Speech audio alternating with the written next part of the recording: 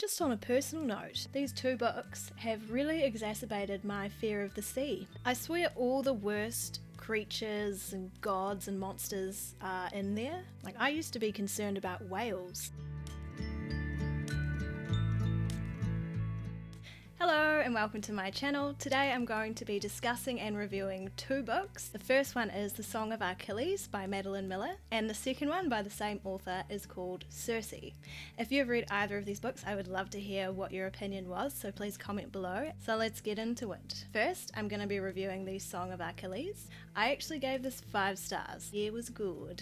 It's based on Homer's The Iliad, and it basically follows the two main characters, Patroclus and Achilles. And the story is written from Patroclus's perspective. Side note, I would love to say Patroclus, however, Google pronunciation said Patroclus, so my hands are tied. So I'll start with an overview of the plot. Patroclus is a Greek prince who is a mediocre disappointment to his father. Relatable. Nah, I'm not a Greek prince. Patroclus ends up doing something a little bit dodgy and gets exiled to the island of... We've got 4 consonants in a row there, had to look that one up as well. Google gave me 2 options. We've got Thea or Pythia. I'm going to run with Thea because I'm just embarrassed at this point. On Thea, Patroclus runs into Achilles, and they begin to form this beautiful, strong relationship, which Achilles' mother, the nasty sea nymph, is not so happy about. And she is just another thing to add to the list of reasons why we should be scared of the ocean. So Patroclus and Achilles end up getting combat and medicine training from Chiron. I really liked Chiron. Charon? He was just a real stand-up centaur. He had a great reputation, he had trained all these heroes in the past, and I don't want to give too much away, but there is this war in Troy that is set to commence between the Trojans and the Greeks, and there's this prophecy relating to Achilles and this war, which is what the rest of the story is basically about. Plus the beautiful relationship between Patroclus and Achilles. There's this one bit that I really love where Achilles goes to this island and masquerades as a girl in order to avoid having to go to the war. I mean, to be fair, he's doing it because his mum, the scary sea nymph, is forcing him to. But he fully commits to the role. Like, he's doing dance circles and all sorts. It's exactly what I would do if I was a boy and there was a war. Avoid. So I would recommend reading The Song of Achilles before Circe, because there are characters from Song of Achilles that get brought up in Circe, which makes you feel like you know stuff. I mean, not that it really matters, just my advice. So, some things that I really enjoyed about the book. Firstly, I thought that Achilles and Patroclus's characters were described really well. Of all the books I've read, I don't think I've ever conjured up such a beautiful specimen as Achilles. He did have some undesirable personal qualities that peaked out at times, but I also felt a lot of sympathy towards him. He was under a lot of pressure, you know, he had to go out and be this big hero. He's just a boy. Not to mention his crazy meddling mother who tries to ruin everything. I mean, that would mess you up. And then we've got Patroclus, who is just such a beautiful, kind, gentle soul. Such a sweet boy. We should call him Pachocolate. So he's like, I think, the voice of reason to Achilles a lot of the time. And together they're just perfect. And they have the deepest bond ever. And I'm not a huge romance reader, as I've mentioned briefly in the past, but I was very into this. And what really set The Song of Achilles apart from Circe, in my opinion, was that in The Song of Achilles there was a very clear ending that we were working towards the whole time. The story of Circe, which I'm talking about next, just kind of followed her life, and there were a lot of little sub-stories that happened along the way, but I didn't think that there was any obvious overall objective for the story or a place that the story was headed to. And yes, The Song of Achilles did follow the lives of Achilles and Patroclus. However, there was this prophecy in relation to Achilles that we knew was going to come to fruition at the end. But that was like the hook that kept me going. Whereas with Circe, I kind of just had to throw caution to the wind and be like, well, this could literally go anywhere or nowhere. Honestly though, Song of Achilles was such a wonderful book. It pulled my one heartstring. I loved the story. It was so beautiful and tragic, and the way it was written was just... I was transported to ancient Greece very willingly. And Madeline Miller is such a poetic writer, which, to be honest, I'm not usually into. Usually I'm like, come on mate, just say it how it is. We don't need to be prancing around with all these similes. But this was good. It felt like it wasn't forced. She kind of just deposits you in this other land, and it's all very natural. Oh, and if you have watched Troy, the movie, feat Brad Pitt as Achilles, the book's better, and I think a more accurate representation.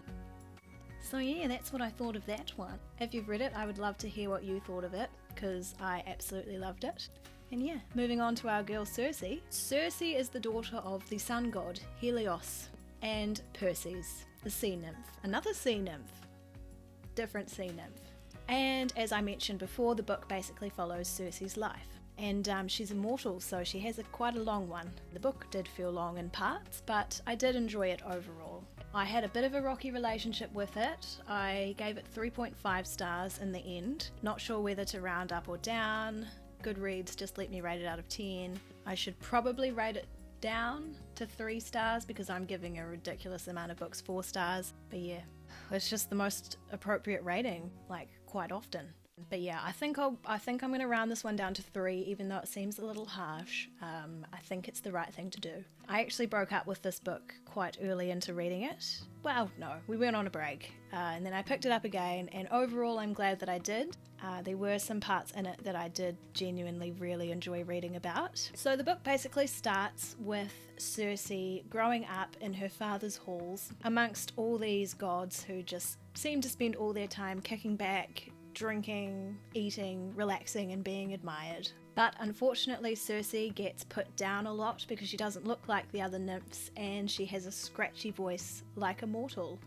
PSA, we all have scratchy voices. So yeah, she goes through a little bit of bullying, but eventually she discovers that she has some special witchy abilities and she can use herbs and plants and things to create various spells and potions, which she can use for a number of purposes, but largely she uses these powers to transform individuals. Very cool. She does get herself into a spot of bother with this and ends up getting exiled to a remote island, and it basically follows her life from there. So she's learning to survive on this island, she's really honing into her witchcraft, she's befriending animals and kind of finding this new freedom that she never really had in her father's halls. She gets the odd visitor, some men on ships, she has romances, and she has to protect herself from various obstacles that come her way. Something that I did really love was all the magic. I loved reading about it. And I think that once Circe discovered those powers, she just completely changed and she became this badass boss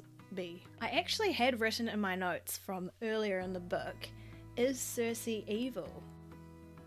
Apparently in other tellings of her story she is depicted as a villain. This is obviously a more feminist retelling, and personally I really liked her. You could definitely argue that some of her reactions outweighed the actions and threats against her, but I think all the gods go a little bit hard with their powers when they feel like it.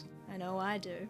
Because like, think of all the times where gods get punished for silly little things like helping mortals. God forbid.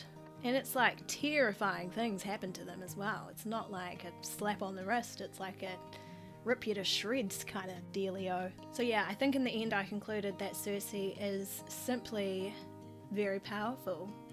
And a powerful woman is not to be feared. It's to be embraced. There's nothing evil about that. She's also got some really lovely qualities. Amongst other things, she's very compassionate and she will make sacrifices and sacrifice her life for those that she loves. So, if you've read it, do you agree that Circe is good, or do you think that she is a little bit evil? Would love to know. Something else that I really enjoyed was that throughout the story you get to learn a lot about god life and the way that they seek revenge and how some of them are so passionate and fierce in their need to be well known and have stories told about them and be remembered, and the lengths that they will go to make sure that that happens. Like, they do some crazy shit. So yeah, there were some things that I really liked about the book and some things that I didn't like so much. I've already kind of touched on the pace and the plot thing, which was kind of a downside for me. Like, I was never super driven to get to the end. Overall, I'm glad I did. The last 100 or so pages did get a lot more exciting, in my opinion. and I found myself just trying to like keep myself in the right mindset for all the poetic, descriptive writing. Something fell, and accepting that the story might not go anywhere. On that, the ending was a little bit inconclusive. It kind of implied what happened. Well, I'm going to accept that that's what happened because I don't want there to be nothing. So yes, some ups and downs with that one for me. Probably still worth reading though. Anyway, that's all I really have to say about Circe and the Song of Achilles. If you have any other recommendations for Greek mythology books, I would love to read more, so please drop them below. I did just get this bad boy. Look how shiny it is. So I'm all set for this one, but if you've got any other recommendations, I would love to hear them. Otherwise, stay classy, enjoy your whatever day it is, and I will see you next time. Bye!